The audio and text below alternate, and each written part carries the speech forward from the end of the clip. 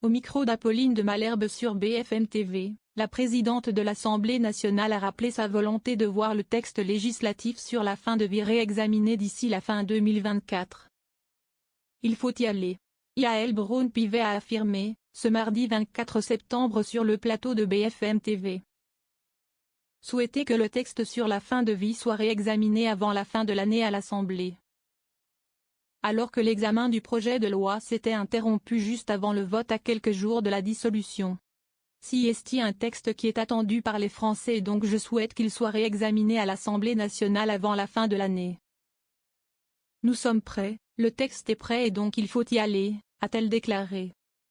Le député Olivier Falorni, apparenté MoDem, qui présidait les débats parlementaires sur le projet de loi, vient de déposer une proposition qui reprend très largement le contenu du projet interrompu, signé par 166 députés.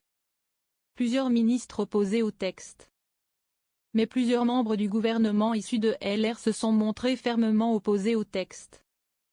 Cette loi devait légaliser le suicide assisté et, dans certains cas précis, l'euthanasie, en y apportant d'importantes conditions, tout en se refusant à employer ces termes, préférant parler d'idées actives à mourir. Le gouvernement de Michel Barnier compte nombre d'opposants à ce texte, qui avait déjà mis plus d'un an à éclore. Au premier rang desquels le ministre de l'Intérieur Bruno Retailleau, issu de la droite conservatrice. Des ministres macronistes comme Astrid Panoyan-Bouvet, Travail, ont aussi exprimé leur opposition.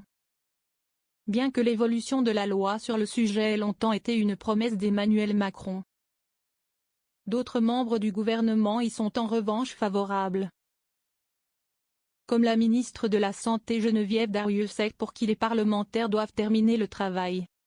Michel Barnier n'a pour l'heure guère donné de signal en la matière.